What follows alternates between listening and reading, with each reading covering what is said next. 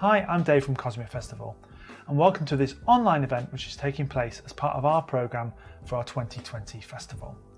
We're really pleased to be working in partnership with Kirklees Libraries to bring you great authors who all write about the end of the world as we know it, looking at climate change and apocalyptic fiction, and we're even more pleased that you can join us to enjoy this content. We couldn't have done this without our partners Kirklees Libraries and our sponsors the People's Meeple, who are Huddersfield's board game cafe.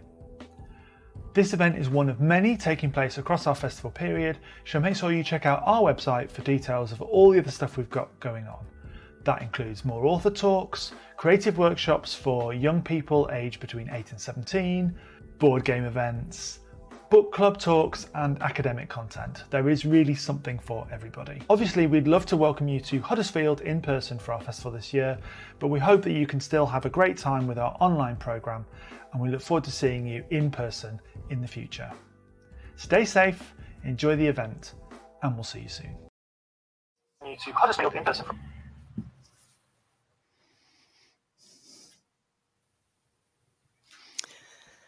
Hello everyone, my name is Janice Kilroy and I'm a Customer Service Officer for Kirklees Libraries.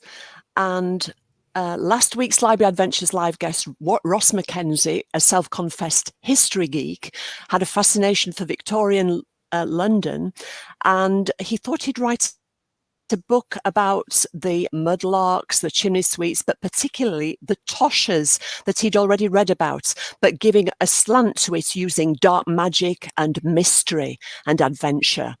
And that was his book Evernight, and he read from the second chapter, Beneath the Streets. It was quite gripping and it really hooked us all in. It's my great pleasure today to welcome Catherine Fisher into our Library Adventures live slot, but this is a special slot. It's a special event combining Library Adventures Live with the Cosmia Festival, which started for us on the 23rd of October. There'll be all sorts of events going on if you'd like to look at the website that I think Dave has just told you about.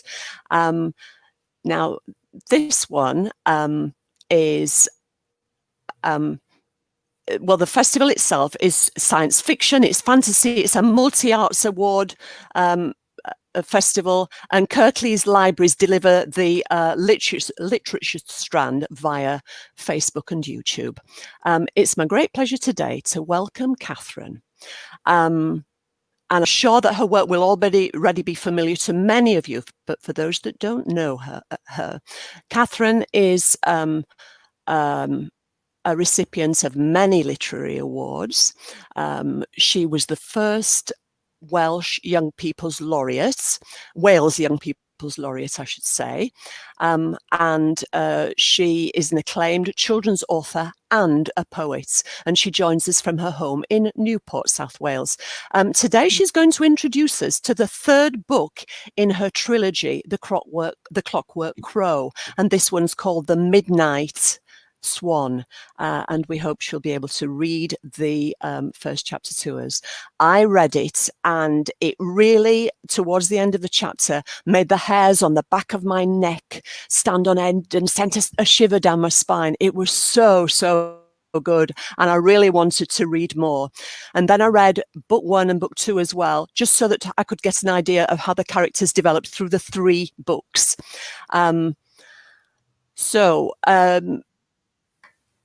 And if you want to send any questions in to Catherine, could you please send them via the YouTube and Facebook channels on the chat function, using the chat function on our YouTube and Facebook channels.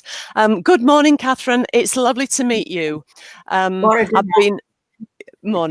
been really enjoying my copy of the Midnight Swan. It's absolutely fantastic.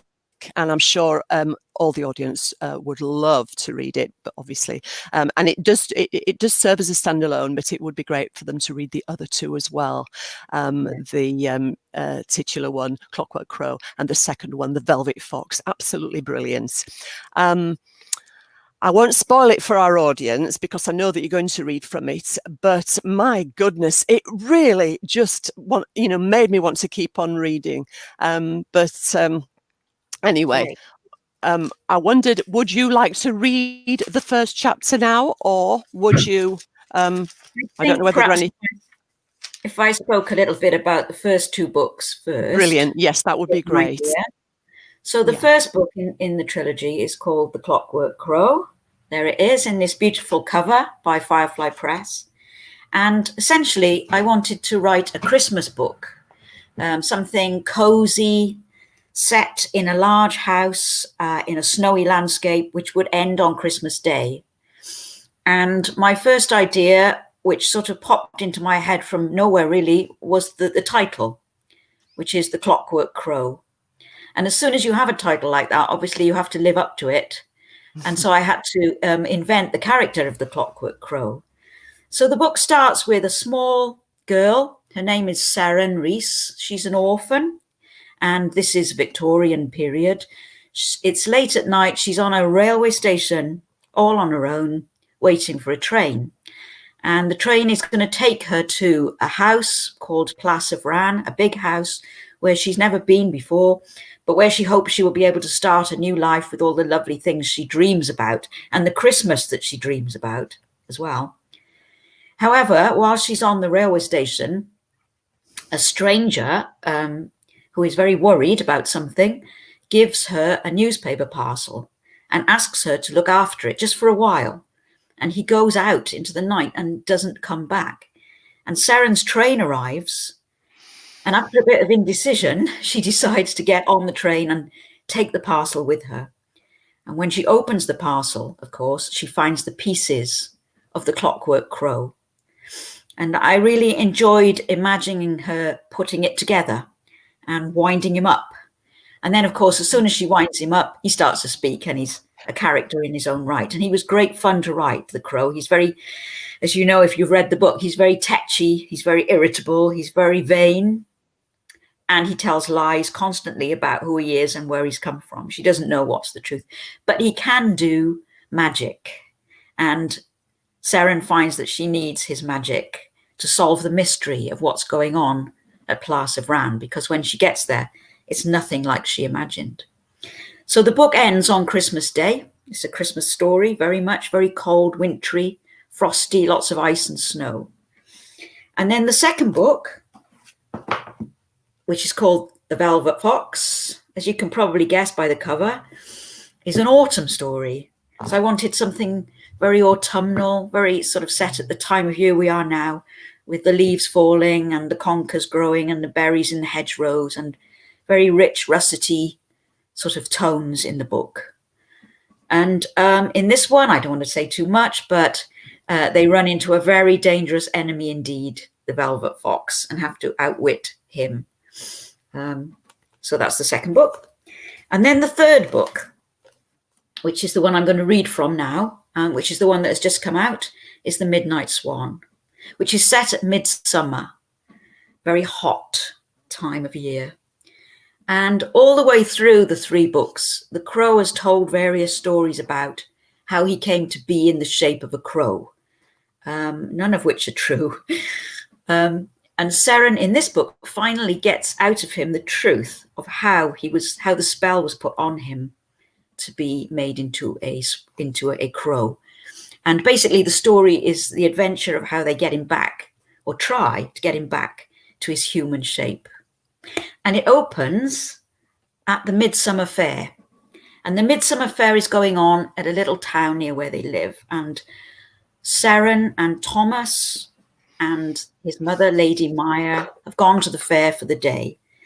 And there Seren finds something unusual. So that's the bit I'm going to read. I'm not going to read the whole chapter, just sort of the second half of it, I think, will be best. So here we go.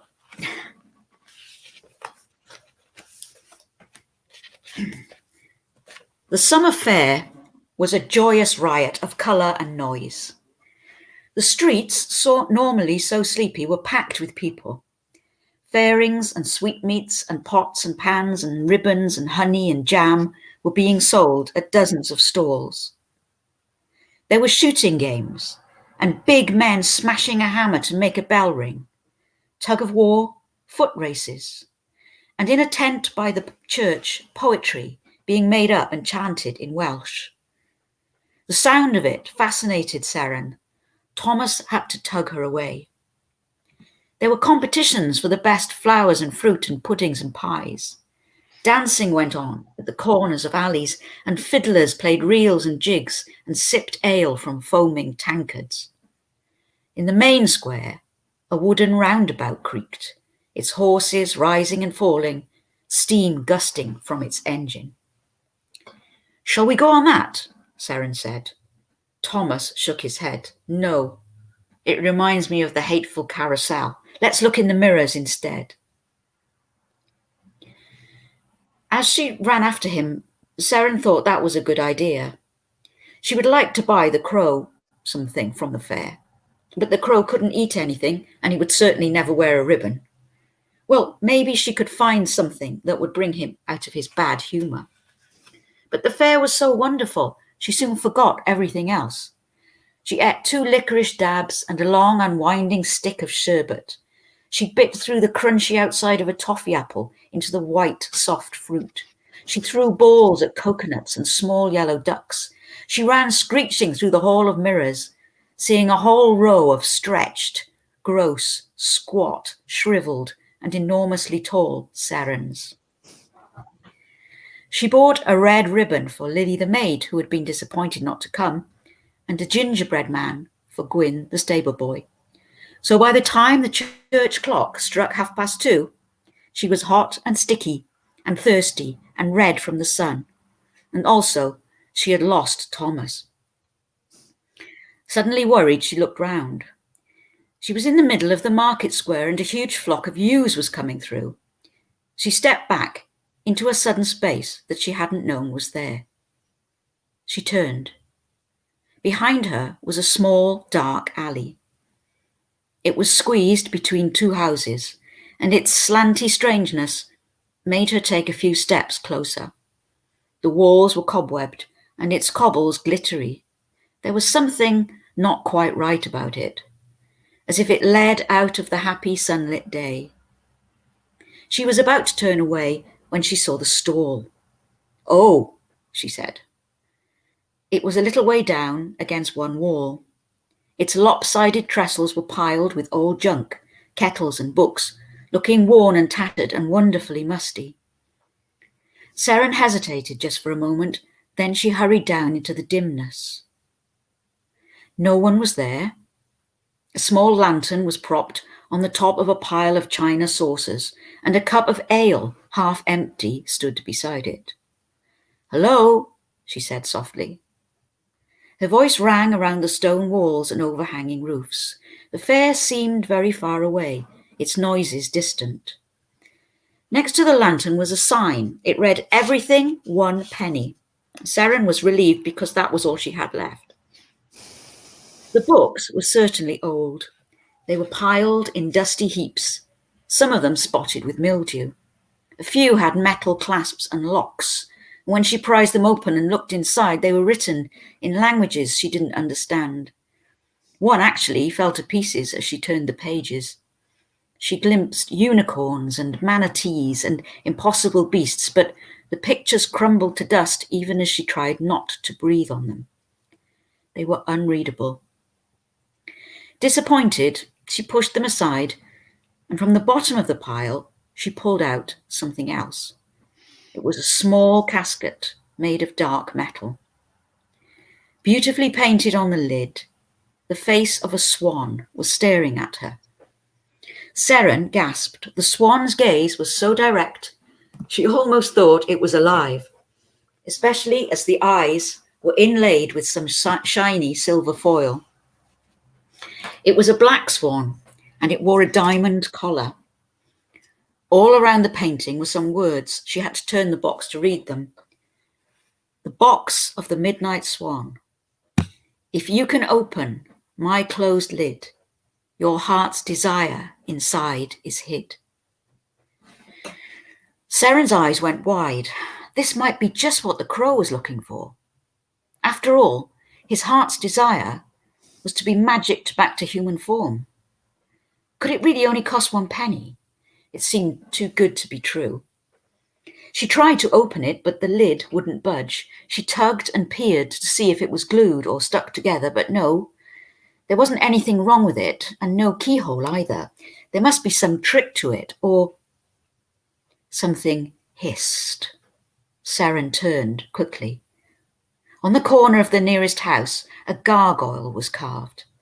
It was an ugly goblin face, with its tongue out, eyes wide open, ears like bat wings. Below it, another peered round a pillar, goat-eyed and angry. Seren backed away.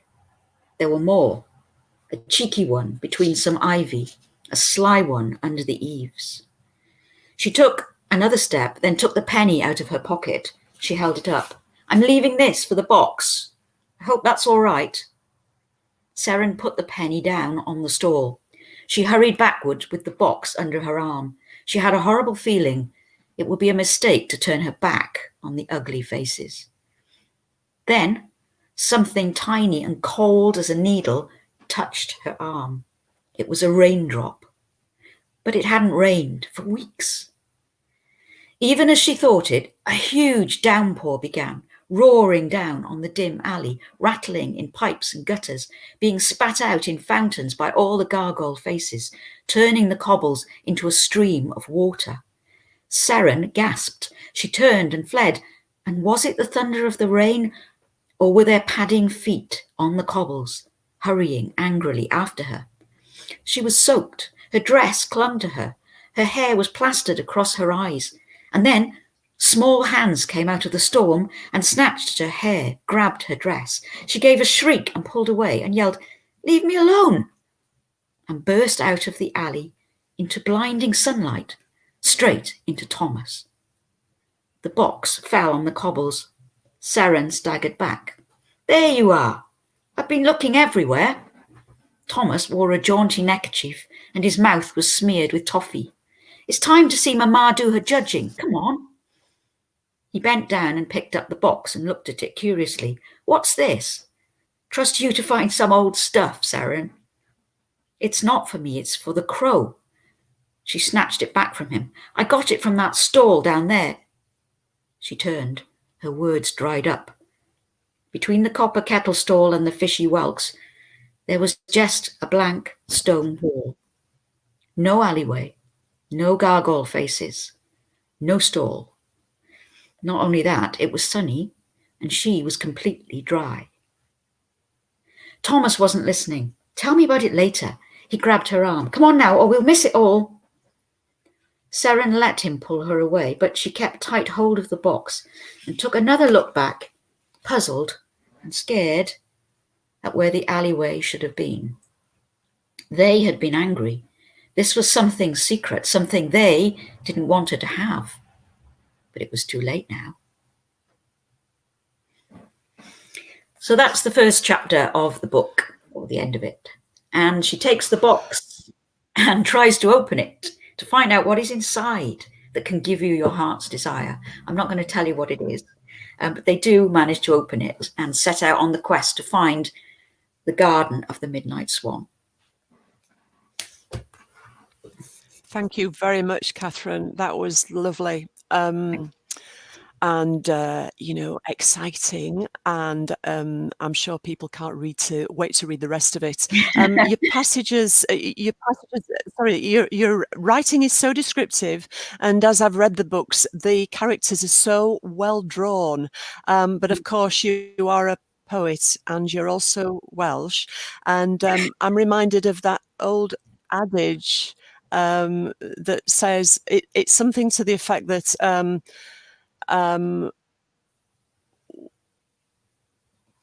it's when you're born Welsh, it's something like when you're born Welsh, you're born into privilege, not with a silver spoon in your mouth, but with music in your heart and poetry in your soul. And I wondered if that resonated with you, and how much of your upbringing and your Welshness is relevant to the style, the way you write, and things like that, and your love your love of the language. It's so patently obvious that you love language so much. I do love language, and I think that is probably a Welsh trait. Yes. There is a long tradition of engaging with language, oral poetry, the Eisteddfod, and music, of course. We are the land of song, yeah. Yes, and that, that feeds into poetry. It's very much the sound of the poetry. You have a poet. Only Wales could produce a poet like Dylan Thomas, whose birthday is today, by the way. Who revels. Oh wow! What a coincidence! Yes. Yeah.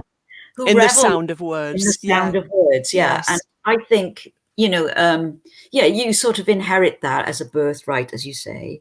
So I am really interested in language and the sound of language. And the way that the story sounds. Yes. I often read aloud to myself, or to the cat who you just saw, and sort of get the sound of the passage that I'm writing. So that is very important to me. Yeah. It's because it's sort of not just the context, but it's the musicality of the prose, isn't it? It's just it is the musicality. It is, because you can convey by sound a lot of meaning as well. You can convey by the sound of the words, and the way that the words and the intonation and Yeah. Are you by any chance musical as well? Do you play any instruments? No, I don't. No, but I love music and I love opera. That's one of my great loves. So I love music, but I don't play anything. No.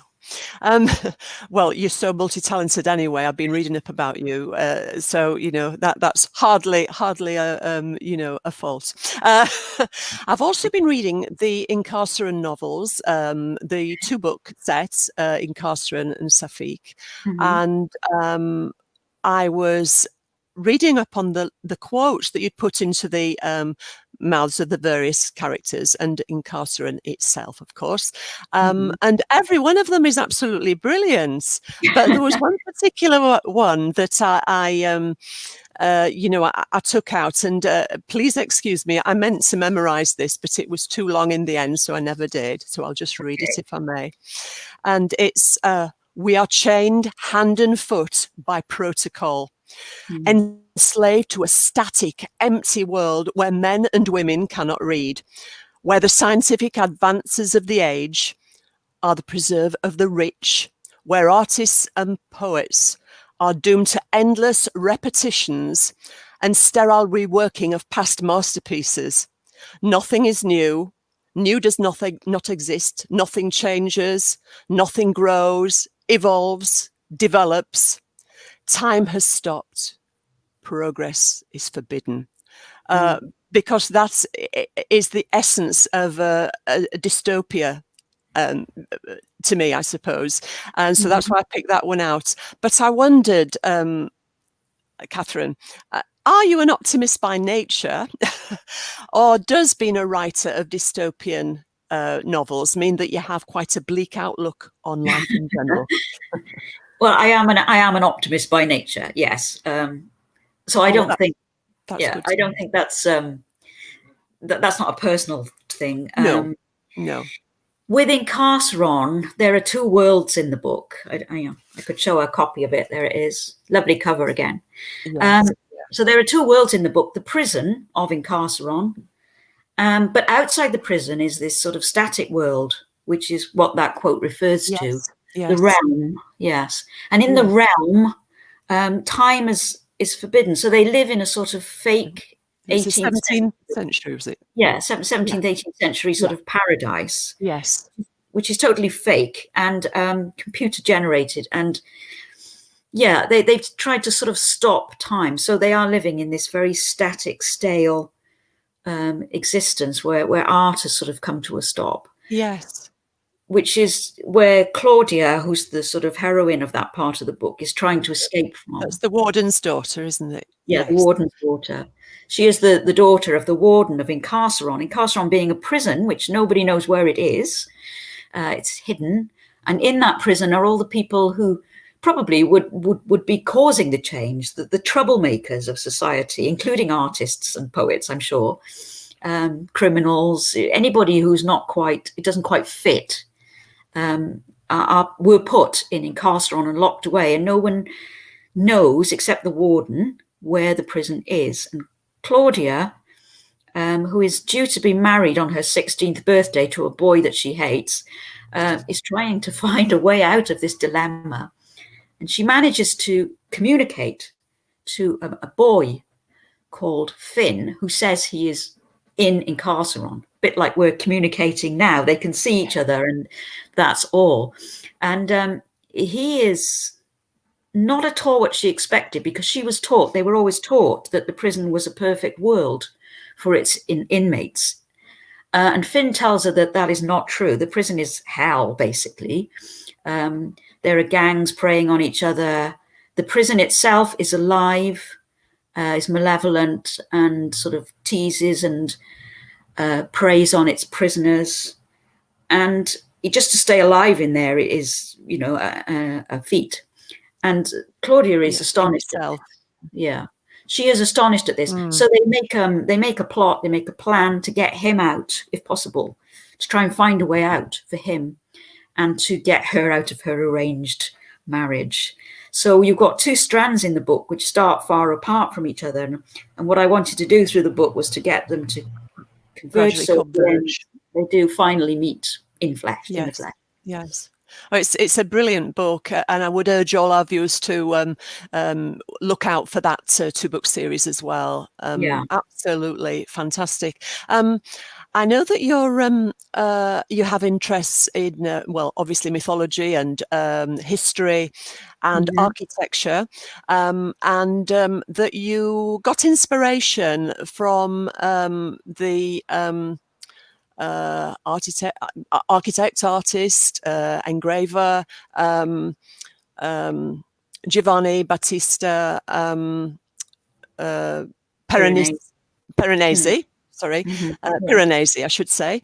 And I wonder if you could talk a little bit more. I know he did fantastical, imaginative, fictional prisons with the most amazingly convoluted, complex interiors as etchings. And you got a lot of inspiration for your work on Incarceron from him.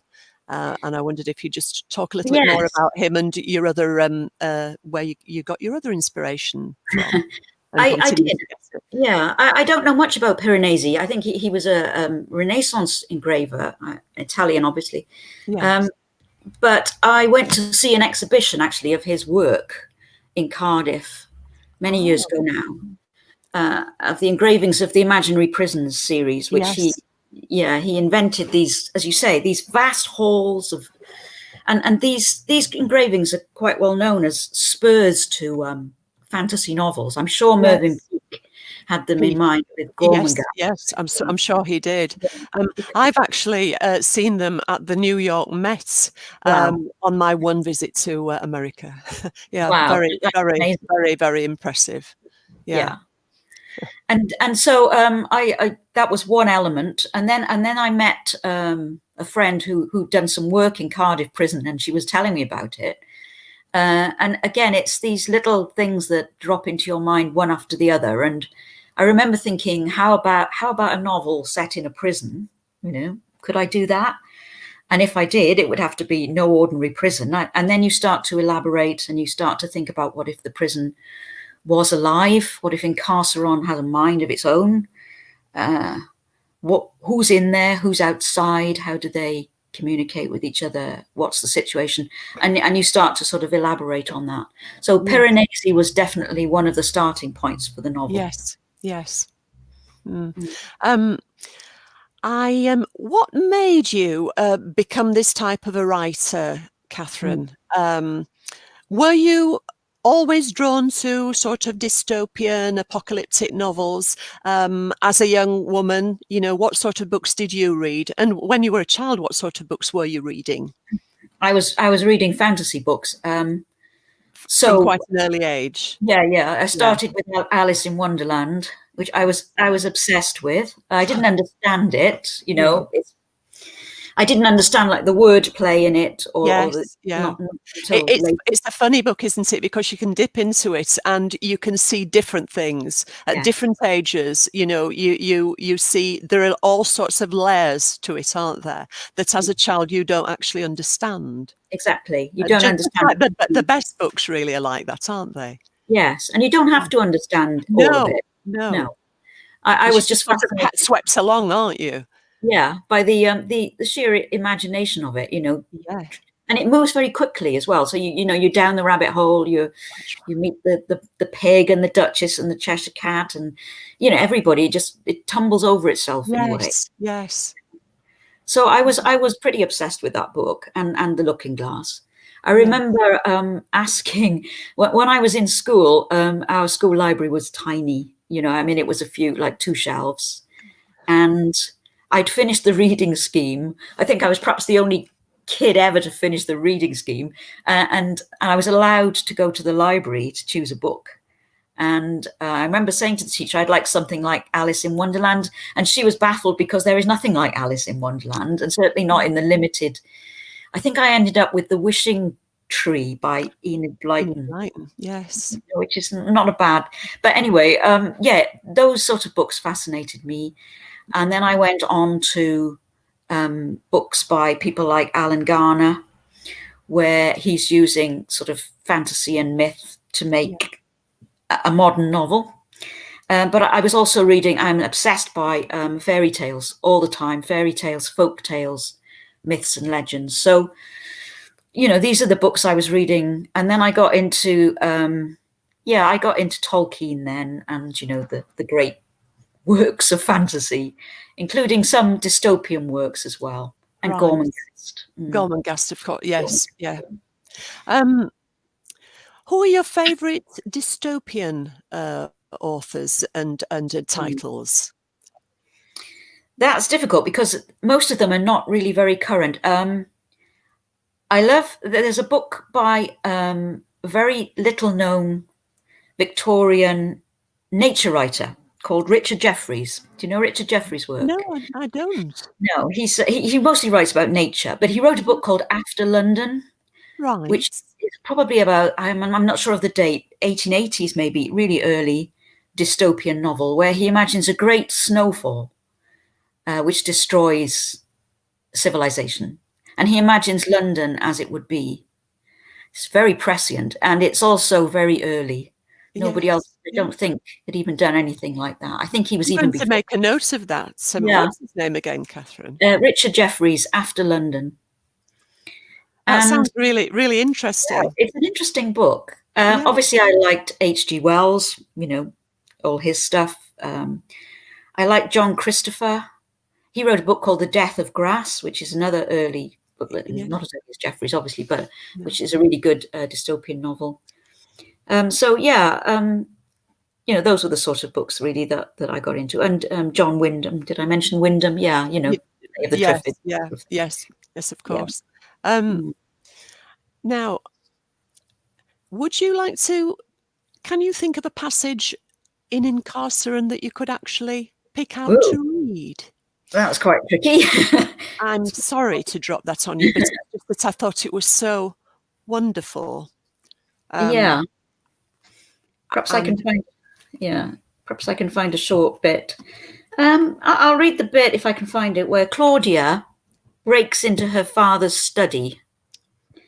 The room which she could never find, but she manages to find it. I have to find the page now. Here we are. To see what's inside there. From the outside, looking at it from the outside of the house, which is, of course, a 17th century house, it looks, you can see through the window, it looks very old. There are sort of books and things like that. However, when she gets inside the room, she finds it's totally different to that. The room was empty, but it was not what she'd expected. For a start, it was too big. It was totally non-era, and it was tilted. At least she thought so for a moment, because the first steps she took into its space were strangely unsteady, as if the floor sloped, or the perspective of the bare grey walls rose to odd angles. Something blurred and clicked, and then the room seemed to even itself out gently, and become normal, except for the warmth and a faint, sweet scent and a low hum she couldn't identify.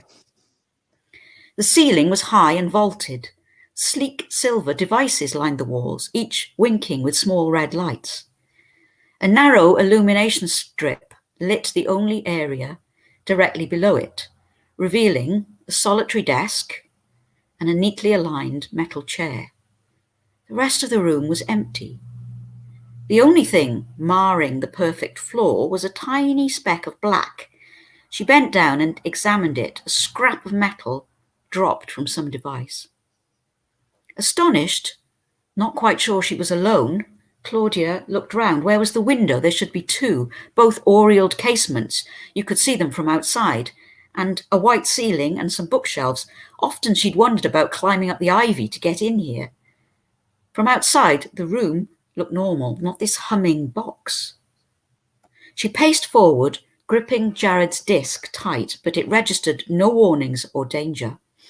Reaching the desk, she touched its smooth, functional surface, and a screen rose up silently with no visible controls.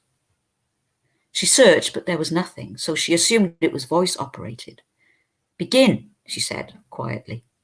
Nothing happened. "Start, commence, initiate." The screen remained blank. Only the room hummed. There must be a password. She leant down, placed both hands on the desk. There was only one word she could think of, so she said it. Incarceron. No image, but under the fingers of her left hand, a drawer rolled smoothly open. Inside, on a bed of black velvet, lay a single key. It was intricate, a spun web of crystal. Embedded in the heart of it was a crowned eagle, the royal insignia of the Havana dynasty. Bending closer, she looked at its sharp facets that glittered so brightly. Was it diamond? Glass? Drawn by its heavy beauty, she bent so close that her breath misted on its frostiness, her shadow blocking the overhead light so that rainbow glints went out. Might it be the key to Incarceron itself? She wanted to lift it, but first she ran Jared's disc cautiously over its surface. Nothing. She glanced around once. Everything was quiet. So she picked up the key. The room crashed. Alarms howled. Rays of laser fire shot down from the floor, ringing her in a cage of red light. A metal grill slammed over the door. Hidden lights burst on. She stood frozen in the uproar in terror, her heart slamming in her chest. And in that instant, the disc jabbed a pepper point of red pain into her thumb, urgently. She glanced down at it. Jared's message was breathless with terror. "He's coming. Your father's coming. Get out, Claudia. Get out now." Oh, So that was brilliant. Oh, I'm glad you. you chose that bit. That was really, really exciting. Have we got any questions, other questions that have come in for Catherine? I wanted to ask, when you made reference to this small school library that you had, Catherine, where was your nearest public library? Or did you? My public library was around the corner, a little branch library, which is still there. And I used to go there every Wednesday night, and I was allowed to borrow 3 books in those days, just 3. Right. And my father was a big reader, so he took me at first. Yeah. And we went there, and I just read my way through the junior fiction, which wasn't very big at the time, as you can imagine. And then I sort of progressed up to the central library in town, and which was much bigger, and where I still go, every fortnight. And now, of course, I can take about 9 or 10 books, which I do, and I just pile them up and bring them home and read them, because libraries are fabulous. They are a gateway to all sorts of worlds. Yeah. Yes. So, did the librarian notice your prolific reading, and did they ever look out for books that they thought that you might find interesting? I think they probably did. Yes, I can't remember really. It's a long time ago, but I'm sure they did. Yeah. Yes. Because, yeah. I loved that library. It was fantastic. Yeah. I think I had another question that I was asked to ask you, Catherine. Okay, Sam wants to be in the picture, so I'm going to put him in the picture. There you are. There's Sam. Oh, right. Yes. Actually, my cat does that when I'm trying to do some work. And I'm not thinking that I've made a proper lap, but somehow he wheedles himself onto my, and I've got to try and work over him. So does he often come and join you when you're all the time? All the time, yeah. Yeah. Yes. One question that I was asked to ask you is that do you think you'd be incorporating anything about the current pandemic we're in your literature, in future literature at all? I don't think so. Yeah, it's a bit too near, isn't it? It's a bit too near, yeah. too real. Too real. I think I probably want to sort of escape from it a bit. Yes, as indeed do we all, but we don't have much choice at the moment, do we? No. Yes. Let's have a look. So, well, we've got 1/4 of an hour, and I wondered if you could think, Catherine, or if you already have thought about what the challenge would be for our audience this week. Okay. What sort of challenge do you mean? Is it a reading challenge or a writing challenge, or perhaps a writing challenge? I mean, how did you? I know you read prolifically when you were little and when you were a young woman, and still continue to do so. But what eventually made you think, do you know, I could do that? I'd like to have a go. And can you remember your first, your initial first scribblings that maybe didn't come to fruition? Or how young were you when you actually had the idea that you'd like to be an author or a poet, or both, of course? Yeah, I was quite young. I was about 11 or 12 when I wanted to be a poet. That was what I wanted to be. Right. And I started with poetry, and I wrote poetry all the time. I had notebooks, and I just scribbled it. It was very rhyming, sort of conventional poetry.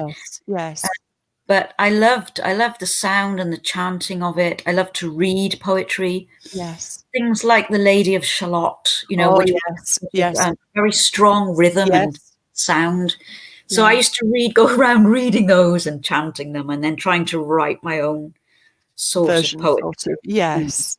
So maybe my challenge would be to write a poem, to choose a poem that you like, that you enjoy, and maybe to borrow the rhyme scheme from it, or to try and write some more verses of it, to sort of add to it, just to use it in any way that you can to sort of make a poem of your own. So that would be a good challenge, I think, because you can't write poetry when you're young. You can't write poetry out of nothing. You have to have something there, some sort of a framework to begin with.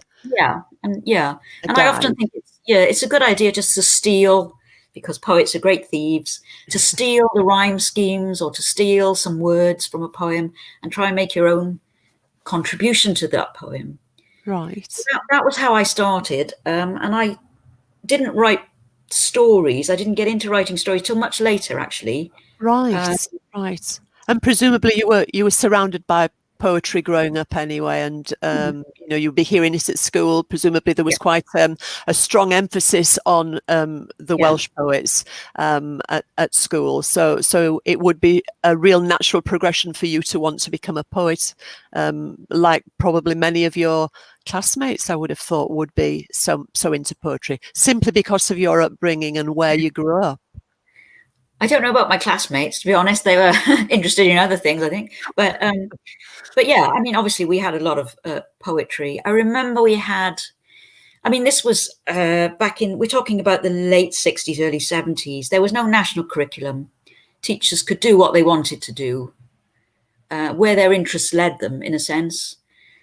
I remember one teacher who came in one day, usually on a Friday afternoon, this happened, didn't it? And you just sat around and he read us Beowulf. Oh, right. Goodness me. Yes, I can remember the lesson where somebody read us that. And it wasn't the original, obviously. It wasn't the Anglo-Saxon version. It was a children's version by Ian Serraillier. And, oh, gosh, it was so amazing. Oh, yes, yes. And, you know, just to hear that and to hear that story about the monster and the dragons, and, you know, it was like a light shining on something that you never knew about before. Yes. And, it was, you know, teachers had the freedom to do that in those days, and to open up and just share with you something that interested them. And, you know, that really got me. I went home and read Viking legends and stuff, and all sorts of things. And maybe I could give you a little commercial, if I could, just on that. Just going to get something a minute. Here we are. I don't know if you've seen this. This has just come out. Written by my friend Kevin Crosley Holland, and he's a great expert on the Norse myths, but he's just done a new collection called Norse Tales. Oh, right. Beautifully illustrated by Alan Love, and he's dedicated it to me, so I was so happy. Oh, how lovely. Gorgeous book. So I just thought I'd give it a quick plug. Right, thank you. In Norse myths, Norse legends. There it is. Thank you very much. Norse Tales. With horse, righty-ho. I have written that down. Okay, and there's a question on the screen now. So Amber's asking this question. Yes. Why have children as protagonists in such challenging stories? Wow. Children are the best, aren't they? If it's a children's book, it has to have children as protagonists. That's the sort of rule, I think, that's clear. And yeah, why not challenging stories? I mean, you know, we're all living in challenging times. And I think children as readers are very open to new situations, fantastic situations, you know, maybe more open than adults readers are. Yes. And they're more willing to accept sort of things and danger and so on. So, obviously for the young adult books like Incarceron, we're talking about young adults. Yes, but of course. Things like the Clockwork Crow, you know, I imagine Seren being about, I don't know, 12. I haven't really thought about it, but about that age. And yeah, she's a very sort of, you know, very calm sort of heroine. She takes everything on the chin and just tries to work her way through it. She's quite an independent girl because of you know, her time spent in the orphanage and basically looking after herself, I suppose. You know, so yes, nothing daunts her, does it? Nothing phases her. And it's a good, you know, it's a problem in some ways because you can't have the adults sort of stepping in and sorting everything out. The children have to, if they're the protagonist, they have to solve the problems of the plot. And Seren and Thomas do this with the help or hindrance of the Clockwork Crow. Yes, yes. There's another question. I think we've answered it perhaps before. What was the inspiration behind the Incarceron series? I know that you had a friend who was did work in a prison anyway, but I didn't know whether there was anything else you wanted to add to that. Not really. It was that, and definitely the Piranesi, and again, the inspiration can be very small, just like a seed you put into your mind, and then it starts to grow, and all the stuff that accrues to it probably comes from all sorts of reading and places you've been and things you've overheard on the train, and you know, all that sort of goes into it. Do you find yourself carrying a notebook and pen with you all the time, just to jot down anything that you feel might be useful later on? Yeah, I have hundreds of notebooks, hundreds, literally. So you're never without one wherever you go. I know lots of our other authors have said that. So that's a good idea for all those budding authors out there, isn't it? Never be without a notebook and pencil or pen, and then you'll if anything ever inspires you, you'll be able to just jot it down, and maybe you can use it later. We've got another question here. Why did Catherine choose to write for young people? Did you always just, like writing for young people, young adults of the age that we're talking about? It's a difficult question because I don't remember making a deliberate choice. When I started, that's how it just developed. Yeah. Once I started writing a story, my first novel, it was a children's story, and I don't really remember sort of deciding that. It just happened. It just happened. Yeah, and then after that, of course, you establish yourself as a children's writer then, so you have to sort of carry on in that way. And so my books have gone from up and down the age range, really. I've never actually done a sort of picture book as such, but I've done young adult books as well as children's books. But I don't actually remember deciding. It was just the nature of the story that came out of it, really. Yeah. Could I ask you, Catherine, you don't by any chance have one of your poetry books to hand, do you? That you could perhaps read from? Because I think our audience would just like to finish off, if it were possible. I could go and get one. If I leave you with him a minute. Oh, yes. What a handsome boy.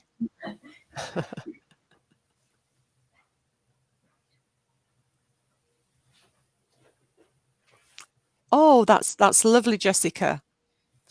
I shall tell, we'll leave this up for, there's something here from Jessica, who says, thanks for introducing me to Catherine's works. I've now subscribed to updates on her website. So that's rather good. Just trying to find a suitable poem now. Oh, this is another question. Oh, yeah. I am very happy to entertain people. Absolutely. I think it's really important. I don't really like pushing messages at people, or my opinions of things. I like people to read the story and be taken right out of their lives, right out of their problems or troubles or existence, to be taken somewhere else entirely, so that they forget exactly, what's going on in their lives. Yes. And then come back sort of happier. So that's my aim in stories, really, not to sort of teach or preach but to entertain, completely to entertain. Well, that's wonderful anyway, in and of itself, isn't it? Just the having the power to do that, Catherine, must be marvelous. Yeah. I think it's a great privilege, really, to sort of be able to sort of enter somebody's mind and put my story to somewhere else. Yeah, somewhere else. Okay, what can I read? It's difficult because the poetry is, of course, for adults. I think some of it's quite accessible, isn't it, though? Yeah. If I can find one that's suitable. Here we are. Here's one about autumn. Lovely. How apt. Yes, it's about October. The spiders, first of all, the spiders come, clogging the corners of autumn, jerking down from flooded gutters, safety nets strung with small glass light bulbs after rain. They are followed by the leaves, that silent unfastening. Soil is damp.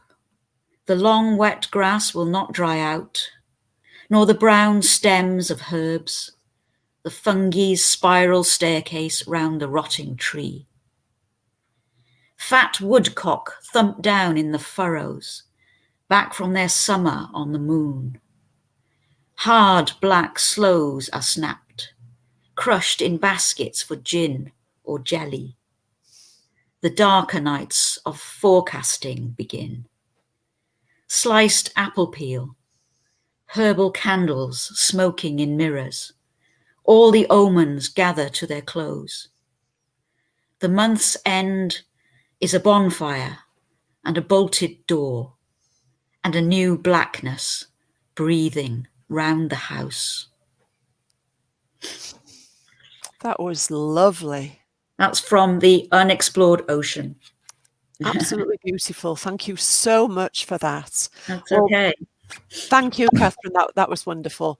And just remind our audience of your challenge again. It was to pick a poem that you like, use it as a sort of framework to write your own poem. Right.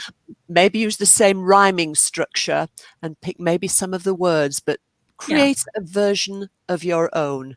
And you can send it in to our website, I believe, which might be. And Catherine, would you like to see some of them as well? I'd be happy to see some of them. Yes, that would be lovely. So our we've got the Cosmia one underneath, and the Kirklees Libraries website.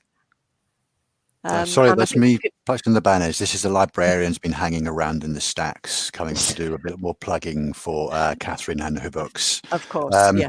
The rest of our programme can be found on the website below, kirkleeslibraries.co.uk/Cosmia 2020. The full programme for Cosmia, which includes other things other than readings and authors, it includes, up there on the other screen, this afternoon we have creative writing workshops, we have imaginary communities with Joel Theatre, we also have some soundtracking the future, all these, and some spooky homes, especially for Halloween. They can be found on that website.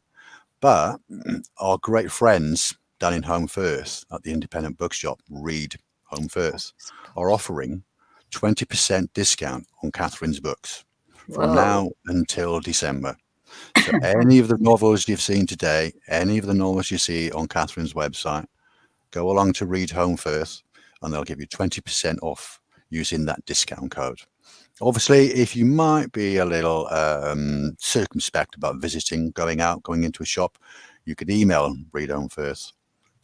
Put these banners, readhomefirth@gmail.com.